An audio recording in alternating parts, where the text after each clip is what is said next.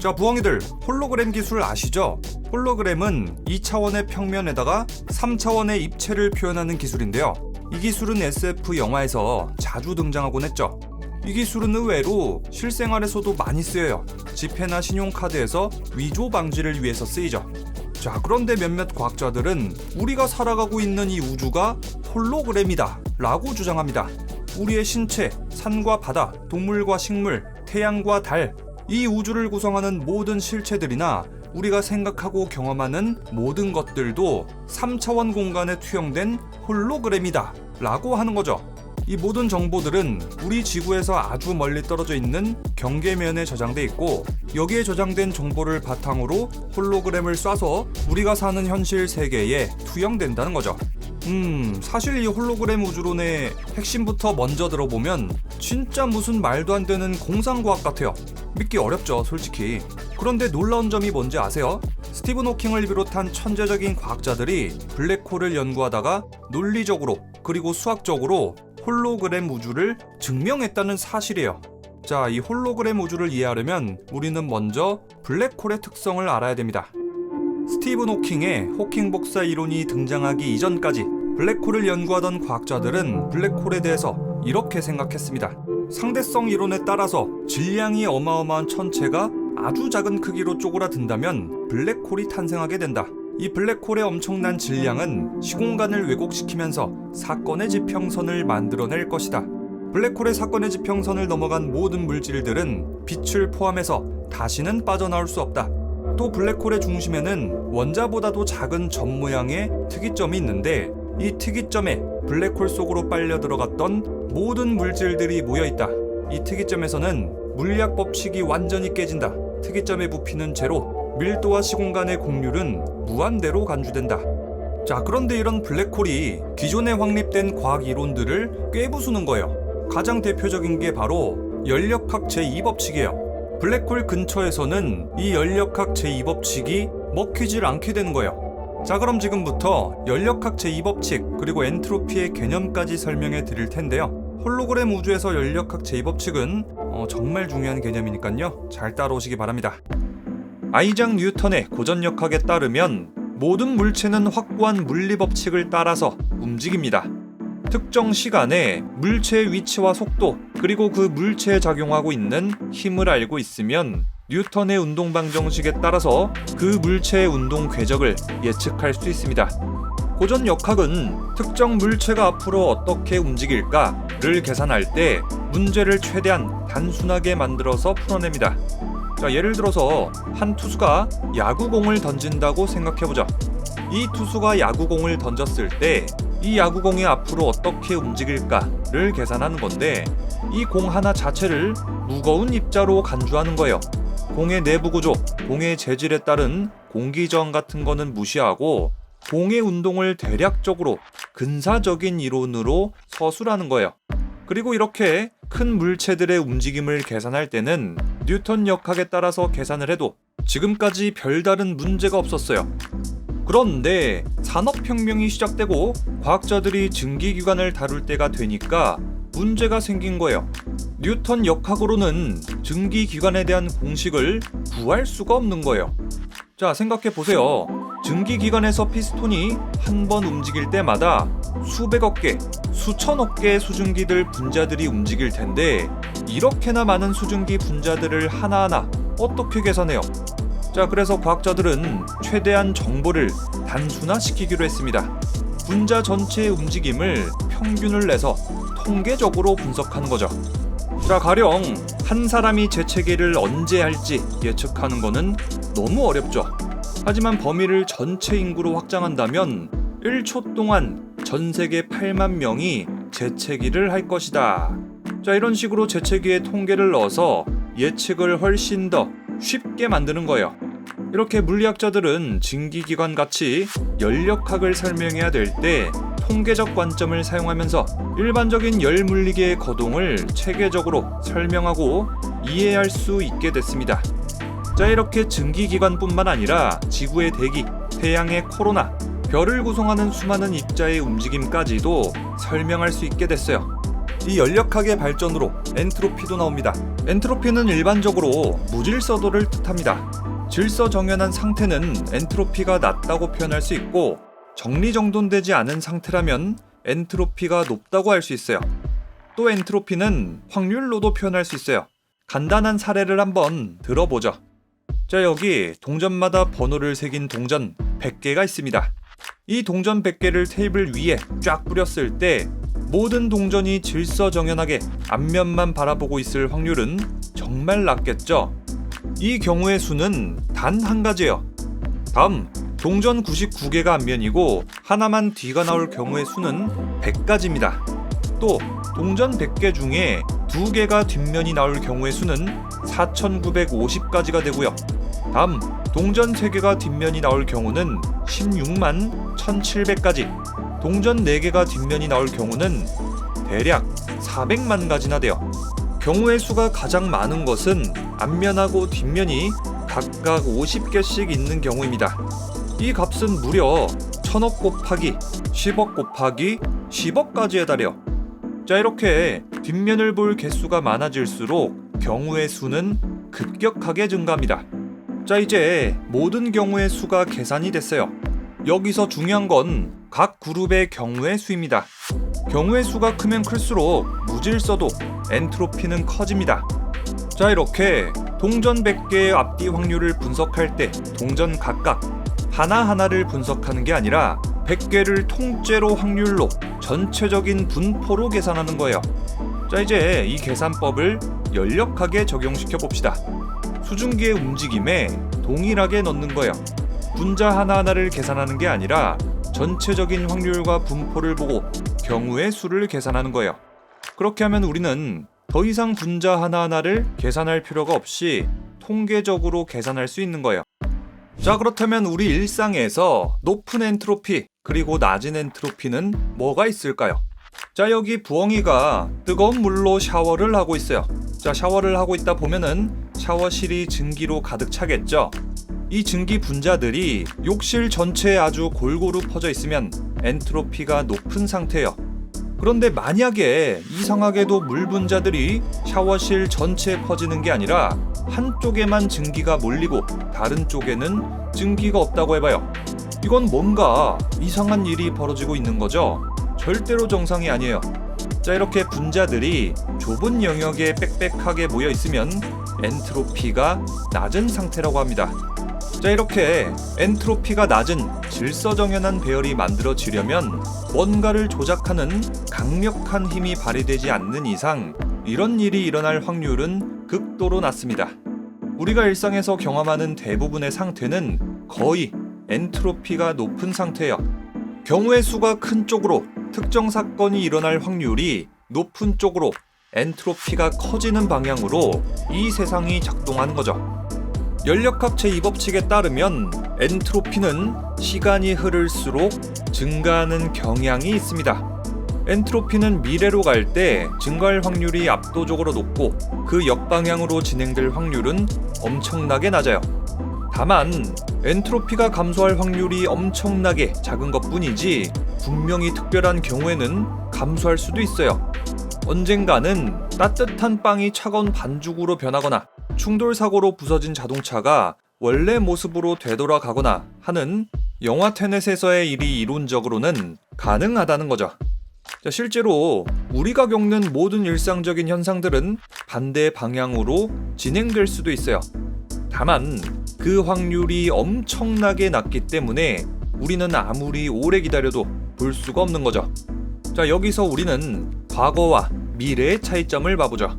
엔트로피가 최대치에 도달하지 않은 지금은 연력학 제2법칙에 따라서 시간이 흐를수록 엔트로피가 증가할 확률이 엄청나게 높습니다.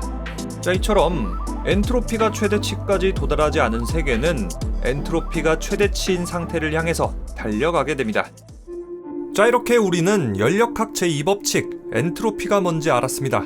그런데 블랙홀을 연구하던 미국의 물리학자 존 휠러는 이렇게 주장했습니다. 블랙홀 근처에서 연력학 제2법칙은 적용되지 않습니다. 그의 주장은 이렇습니다. 예를 들어서 블랙홀 근처에 빨려 들어가는 물질들이 있어요. 그런데 이 물질들이 블랙홀로 빨려 들어가는 순간 블랙홀은 물질을 빨아들이기만 하고 절대로 뱉어내질 않으니까 걔의 무질서도가 사라진 것처럼 보입니다.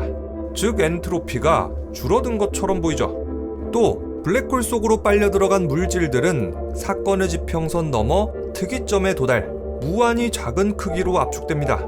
블랙홀로 빨려 들어간 모든 물질과 에너지가 한 점으로 압축된다면 무질서함은 없는 거겠죠. 그리고 사건의 지평선에서 특이점까지는 텅 비어있는 시공간입니다. 이 공간에서는 물질과 입자들이 떠돌아다닐 수가 없죠. 따라서 사건의 지평선 넘어 특이점까지의 공간에서 물질들은 재배열될 수도 없습니다. 즉 블랙홀은 엔트로피가 0인 것처럼 보이는 거죠. 블랙홀 근처에서 연력학 제2법칙이 깨진다는 존 힐러의 주장은 과학계에 엄청난 혼란을 가져왔습니다. 연력학 제2법칙은 절대로 깨져선 아니 되는 법칙이요. 블랙홀에 대한 이론이 뭔가 잘못된 거 아니요? 블랙홀은 상대성 이론에 따라 도출된 천체입니다. 지금 상대성 이론이 잘못되기라도 했다는 겁니까? 뭡니까? 연력학과 상대성 이론, 이 두 가지 이론이 모두 맞을 수는 없습니까?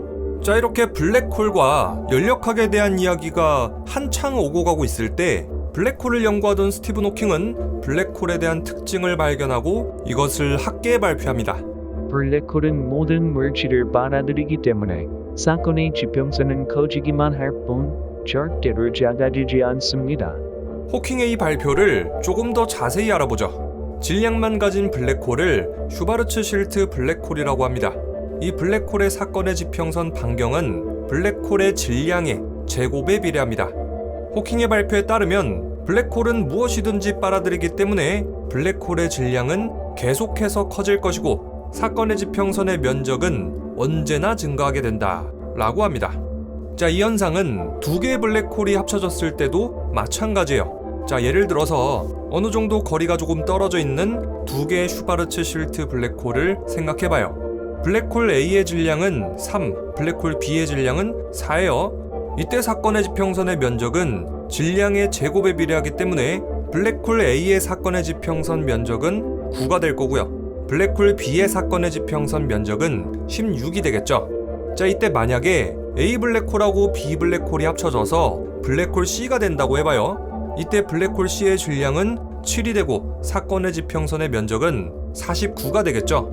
사건의 지평선의 면적은 질량의 제곱에 비례한다고 했으니까요. 그런데 이때 블랙홀 C의 사건의 지평선 면적은 블랙홀 C로 합쳐지기 전에 블랙홀 A의 사건의 지평선 면적하고 블랙홀 B의 사건의 지평선 면적을 합친 것보다 큽니다. 이 사실에 따라서 스티븐 호킹은 블랙홀의 사건의 지평선은 언제나 커지고 작아지지 않는다 라고 발표했습니다. 이때 블랙홀 근처에서 연력학 제2법칙이 깨지지 않는다고 주장한 사람이 있었으니 그는 바로 존 힐러의 제자 야코프 베켄슈타인. 아까 전에 베켄슈타인의 스승 존 힐러가 블랙홀 근처에서 연력학 제2법칙이 깨진다고 주장했는데 베켄슈타인은 이런 스승님의 주장을 정면으로 반박하는 거죠. 이건 사실 어느 정도 용기가 필요한 일인데 베켄슈타인은 도대체 왜 스승님의 의견에 반대를 했을까요? 베켄슈타인의 생각은 이렇습니다.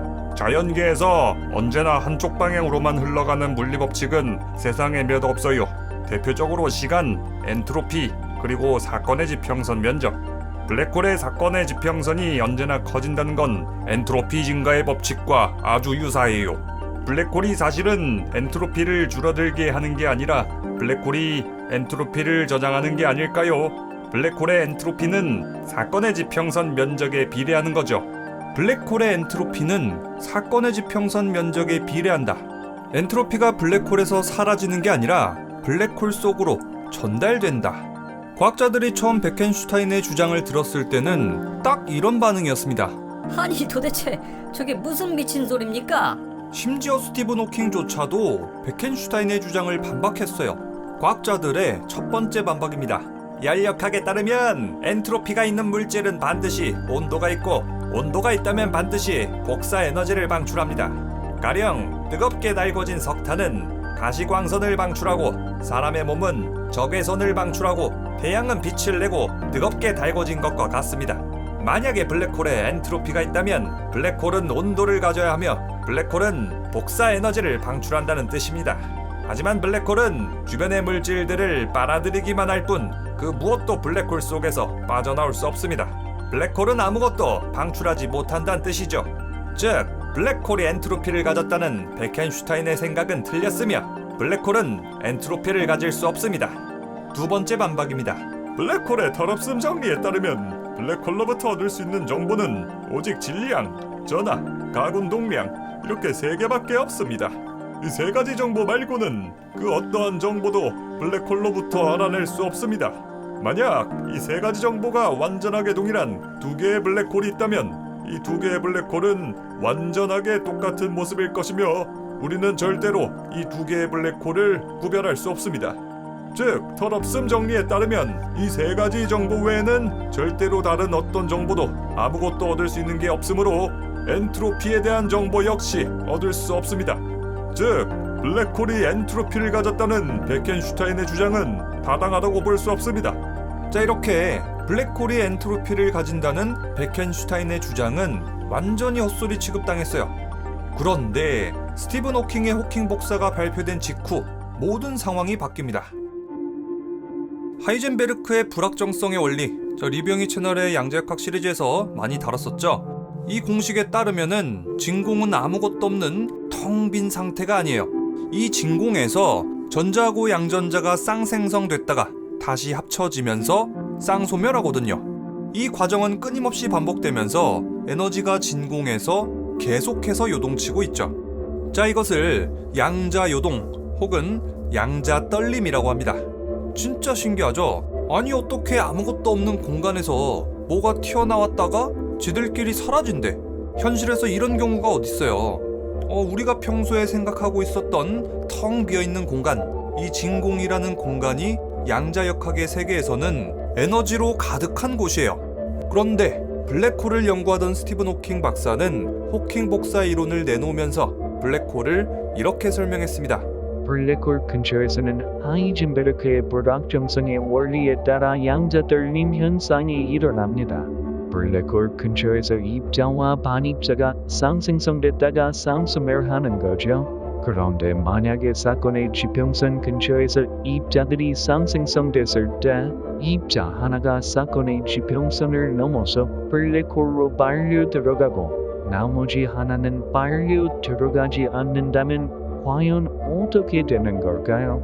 음의 에너지를 가진 입자가 블랙홀로 빨려 들어갔다면 양의 에너지를 가진 입자는 블랙홀 밖으로 빠져나갑니다. 이때 쌍생성된 입자 둘이 다시 만나야만 쌍소멸할 수 있는데 음의 에너지를 가진 입자 하나가 블랙홀로 빨려 들어간 바람에 양의 에너지를 가진 나머지 입자는 우주를 하염없이 떠돌게 된답니다. 에너지 보존의 법칙에 따라서 빨려 들어간 입자의 에너지만큼 블랙홀의 질량은 감소해야 합니다. 블랙홀의 질량은 복사 에너지 형태로 블랙홀 외부로 분출됩니다. 이것이 바로 호킹 복사입니다. 이 호킹 복사에 따라 블랙홀은 마치 블랙홀 외부로 빛을 방출하고 있는 것처럼 보일 거예요. 자, 이렇게 스티븐 호킹의 연구에 따라서 블랙홀에 대한 기존의 생각은 완전히 바뀌게 됩니다. 블랙홀 속에서 그 무엇도 빠져나오지 못한다. 블랙홀은 영원히 존재한다. 라는 생각이 블랙홀은 빛을 방출한다. 블랙홀은 증발하며 소멸하게 된다. 로 바뀌게 되죠. 자, 이렇게 블랙홀이 엔트로피를 가진다는 베켄슈타인의 주장은 호킹 복사 덕분에 사실인 것으로 밝혀졌습니다. 연력학에 따르면 온도가 있는 물질은 반드시 엔트로피가 있고 엔트로피가 있는 물질은 반드시 온도를 가지거든요. 호킹 복사에 따라서 블랙홀이 온도가 있고 복사 에너지를 방출한다는 말은 블랙홀이 엔트로피를 가졌다는 뜻이겠죠. 자, 이렇게 블랙홀이 엔트로피를 가진다는 게 밝혀졌습니다. 그런데 아까 전에 베켄슈타인은 이렇게 주장했었잖아요. 블랙홀 사건의 지평선 면적하고 엔트로피는 비례할 것이다. 스티븐 호킹은 베켄슈타인의 주장이 맞는지를 확인하기 위해서 블랙홀의 온도하고 복사량 데이터를 가지고 블랙홀의 엔트로피 그리고 사건의 지평선 면적을 비교했습니다. 그랬더니 계산상으로 사건의 지평선 면적은 블랙홀의 엔트로피의 양하고 비례한다 라는 게 밝혀졌습니다. 자, 이렇게 호킹 복사 이론에 따라서 블랙홀 근처에서 연력학 제2법칙은 깨지지 않는다는 게 밝혀졌습니다. 그런데 호킹 복사에 따라서 한 가지 풀리지 않는 난제가 생겼어요. 바로 정보 역설인데요. 이걸 알려면 우리는 먼저 정보가 뭔지 알아야 됩니다. 자, 지금부터 이야기할 정보라는 것은 리뷰 형이 머리 터지게 만들었던 양자역학에서의 정보예요. 정보가 뭘까요? 자, 만약에 탄소 원자가 있다고 하면 탄소 원자만이 가지고 있는 특성이라는 게 있잖아요. 질량은 얼마인지, 전자는 몇 개를 가지고 있는지, 반감기는 얼마나 되는지, 어떤 원자들하고 어떻게 결합하는지, 밀도는 어느 정도인지 등등이요. 이렇게 정보는 어떤 입자로부터 관측할 수 있는 모든 것에 대한 기록이에요. 양자역학에 따르면 이 입자가 가진 정보는 절대 사라지지 않습니다. 이 정보는 삭제될 수도 없고 변경할 수도 없죠. 자, 이것을 바로 정보 보존의 법칙이라고 합니다. 이 정보 보존의 법칙에 대한 여러 가지 예를 들어보죠. 여기 탄소 원자가 있는데 이 탄소 원자가 가진 정보들은 절대로 사라질 수 없습니다. 또 이 탄소 원자는 결합 방식에 따라서 다양한 물질로 변하는데요. 연필심의 재료가 되는 흑연이 되기도 하고 다이아몬드가 되기도 해요. 그런데 신기하게도 두 물질의 특성은 완전히 다르죠. 흑연을 나노 크기로 본다면 육각형의 판이 차곡차곡 쌓아 올려진 모습이에요. 흑연은 아주 무르기 때문에 흑연으로 연필을 만들어서 글씨를 쓸 수 있을 정도예요. 반면에 다이아몬드 연필, 다이아몬드 샤프심, 여러분들 그런 거 본 적 있어요? 절대로 없죠. 다이아몬드는 우리가 알기로는 세상에서 가장 단단한 물질 중에 하나잖아요. 이걸로 세상에 글씨를 어떻게 써요? 이걸로 글씨 좀 쓰려고 하면은 종이만 다 찢어지겠죠. 자, 다이아몬드를 나노 크기로 본다면 분명히 흑연이랑 같은 탄소 원자로 이루어져 있지만 입체적으로 연결돼서 아주 단단해요. 그래서 다이아몬드로는 연필을 만들지 못하는 거죠. 이 탄소의 결합 방식을 이용한 나노 신소재도 있어요. 그래핀, 탄소 나노튜브, 플러렌 등이죠. 그런데 이렇게 탄소가 결합 방식에 따라서 다른 성질의 물질로 변했다고 해도 탄소 자체가 가지고 있는 고유의 성질은 절대로 변하지 않습니다. 즉, 탄소가 가진 정보는 보존된다는 거죠. 또 정보 보존의 법칙에 따라서 입자가 가진 정보는 다른 물질하고 결합하고 분리된다고 해도 그대로 유지됩니다. 이건 또 무슨 소릴까요? 예를 한번 들어보죠. 자, 여기 탄소가 하나 있어요. 이 탄소가 산소 2개랑 합쳐져서 이산화탄소가 됐어요. 이때도 역시 탄소 고유의 정보는 사라지지 않습니다. 이 이산화탄소가 다시 하나하나 분리돼서 탄소 원자 하나가 떨어져 나온다고 칩시다. 이때도 역시 탄소는 이 탄소 고유의 정보를 다 보유하고 있고 과거에 이산화탄소였다는 정보도 함께 보존하고 있습니다. 자, 그리고 이거는 정말 가능할까 하는 생각이 좀 들긴 한데 이 입자들의 모든 정보를 해석하고 읽어낼 수만 있다면 우리는 모든 물질들의 과거까지도 알아낼 수 있게 되는 거예요. 결국에는 우주의 시작부터 현재까지에 대한 모든 정보를 획득하게 되는 거죠. 자, 이것이 바로 정보 보존의 법칙입니다. 그런데 스티븐 호킹이 호킹 복사 이론을 발표하면서 이렇게 주장한 거예요. 호킹 복사에 따라서 블랙홀에 들어간 정보들은 손실되고 사라집니다.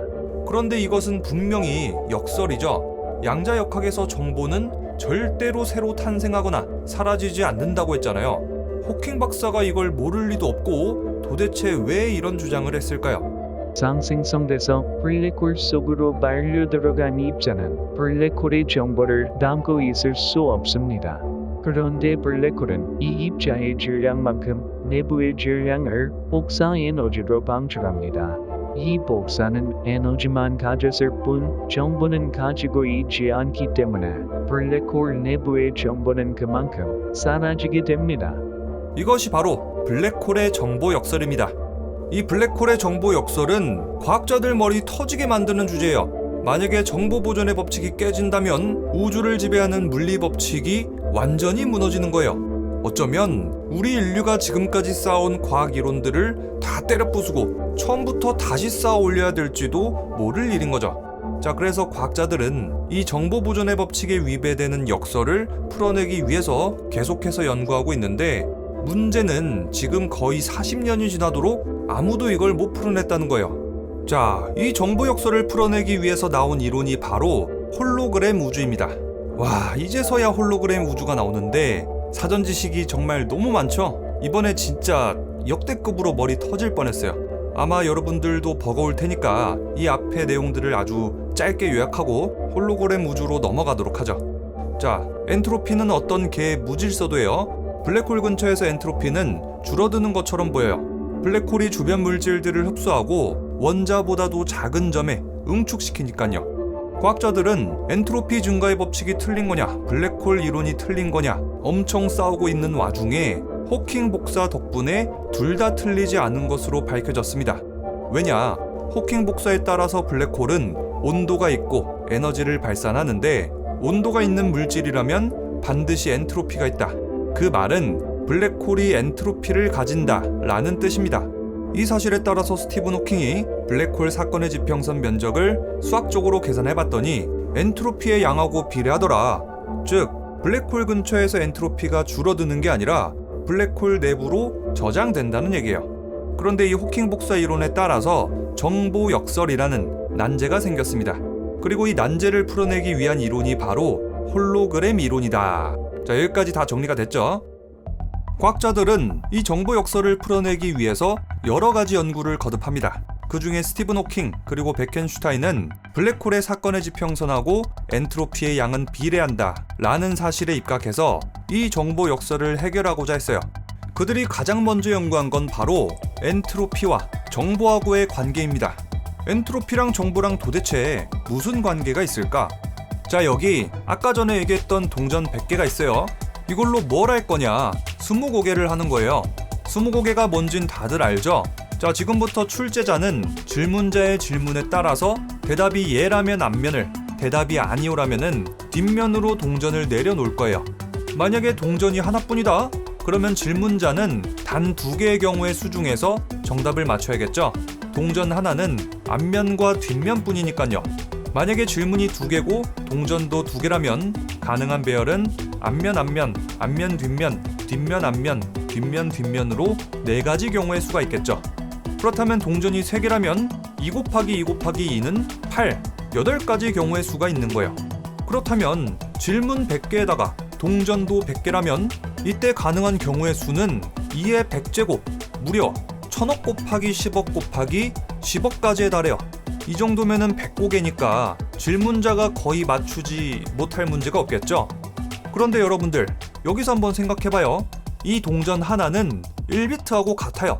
비트라고 하면은 0과 1로 이루어진 이진수, 컴퓨터 연산의 최소 단위죠. 이렇게 1비트도 동전 한 개처럼 하나의 질문에 예 아니오로 0과 1로 대답할 수 있어요. 동전의 앞과 뒤, 예 아니오가 0과 1의 숫자로 표현된 거죠. 그 말은 뭐다? 100개의 동전이라면은 100비트에 해당하는 정보를 갖고 있는 셈이다. 주어진 정보에 따라서 예 아니오로 0과 1로 대답할 수 있는 경우의 수가 100개니까요. 자, 만약에 어떤 엔진 안에 수증기가 100만 개가 있다면 2의 100만 제곱만큼의 정보가 있는 거예요. 즉 엔트로피의 값은 정보의 양과 같다는 거죠. 자, 이제 우리는 엔트로피가 곧 정보라는 걸 알았어요. 스티븐 호킹은 이 사실에 따라서 양자역학을 이용한 엄청난 계산을 해내요. 블랙홀 사건의 지평선 표면적에 아주 작은 사각형이 있는데 이 사각형이 1비트만큼의 정보를 가지고 있더라. 즉 블랙홀 사건의 지평선 표면적만큼 엔트로피가 있고 그 엔트로피만큼 정보가 있다. 정보는 블랙홀 사건의 지평선 표면적에 저장된다는 거죠. 진짜 완전 개소름이죠. 이 연구가 있기 전에 과학자들은 만약에 블랙홀에 책을 던진다면 그 책이 그냥 사라진다고 생각했어요. 그런데 스티븐 호킹 그리고 베켄슈타인의 연구에 따르면 블랙홀로 빨려 들어간 책의 정보는 사건의 지평선 표면적에 저장되는 거예요. 또 만약에 책 한 권이 아니라 도서관 하나가 완전히 빨려 들어갔다고 해요. 그러면은 블랙홀의 질량이 커졌으니까 그 질량만큼 사건의 지평선 표면적이 넓어지고 그 넓어진 표면적에 도서관 하나 분량의 정보가 저장된다는 겁니다. 자, 이렇게 홀로그래피 원리는 공상과학이 아니라 이론과 연구, 수학에 따른 결과예요. 와, 진짜 개소름 돋았어. 그런데 몇몇 과학자들은 이 홀로그래피 원리에 따라서 더 급진적인 주장을 내세웁니다. 우리의 우주가 바로 홀로그램이요. 가장 대표적인 과학자는 바로 레너드 서스킨드 그리고 토프트입니다. 우리 우주의 끝 어딘가에는 그 표면적만큼 정보가 저장되어 있습니다. 우리 우주의 모든 물질들은 그 정보에 따라서 움직이는 것입니다. 우주에서 벌어지는 모든 사건들도 역시 그 정보에 따라 발생할 겁니다. 이 세상이 홀로그램 우주라는 것은 그 누구도 반박할 수 없을 겁니다. 만약에 이들의 주장이 사실이라면 우리는 스스로의 존재와 실체에 대해서 의심할 수밖에 없어요. 아니 여러분들 생각해보세요. 나 자신의 존재도, 내가 생각하고 느끼는 모든 것들도, 내가 사랑하는 모든 사람들도 사실은 우주 끝에 저장된 정보가 우리가 사는 이 현실의 홀로그램처럼 구현된 거라면, 그렇다면 나라는 존재도, 이 우주도 과연 진짜일까? 아니면 우주 끝 어딘가에 저장된 정보가 진짜일까? 혹은 현실 세계에 있는 나는 그저 꼭두각시 인형일 뿐이고 우주 끝에 저장된 정보에 따라서 움직이고 있는 걸까? 이렇게 되면은 둘 중에 진짜란 무엇일까? 자, 이렇게 홀로그램 우주는 홀로그래피 평행 우주로까지 확장됩니다. 이쯤 되면 과학은 결국 철학 문제까지 넘어가는 거겠죠. 자, 그런데 이 홀로그램 우주에도 한계는 있어요. 논리적, 수학적 증거는 충분하지만 실험으로는 확인할 수 없다는 거죠. 또 사건의 지평선 표면적에 저장된 정보의 양은 알아도 그게 어떤 정보인지는 알 수가 없어요. 블랙홀은 절대로 예 아니오로 대답을 안 해주니까요. 그 말은 저장된 정보를 다시 꺼내올 수 없다는 얘기죠. 자, 이렇게 해서 지금까지 홀로그램 이론에 대해서 알아봤습니다. 영상 봐보니까 어때요? 처음엔 무슨 이 세상이 홀로그램이래 라고 생각하면서 이 영상을 봤다가 영상을 다 보고 나니까 정말 이 우주가 홀로그램일 수도 있겠다 싶죠? 자, 그런데 오늘 영상에서 다룬 모든 과학적인 이론들이 꽤나 많아가지고 소화하기가 조금 어려웠을 거예요. 제가 최대한 쉽게 풀어내기는 했지만 그래도 만약에 이해가 안 가는 부분이 있다 한다면은 오늘의 책을 소개하겠습니다. 짐 알칼릴리의 어떻게 물리학을 사랑하지 않을 수 있을까입니다. 자, 사실 오늘의 영상 홀로그램 우주도 이 책에서 영감을 받고 만들어졌습니다. 자, 이 책은 현대 물리학의 3대 기둥이라고 할 수 있는 양자역학, 상대성 이론, 그리고 연력학까지 비전공자들도 이해할 수 있도록 아주 쉬운 언어로 수식 없이 정말 쉽게 알려줘요. 또 가장 최신의 물리학이 도달한 성취가 어디까지 와 있는지도 아주 재밌게 설명이 돼 있어요. 자, 그래서 만약에 우리 부엉이들이 오늘의 영상을 보고 나서 약간 이해가 안 가는 부분이 있다, 그러면은 이 책에서 해당 파트를 피고 그 파트만 읽고 오는 것도 아주 좋은 선택이에요. 그냥 순서 없이 아무 파트만 골라서 봐도 돼요. 그 정도로 이 책은 이제 사전 지식이 아예 없는 이제 저 같은 과할못한테도 되게 쉽게 알려주거든요.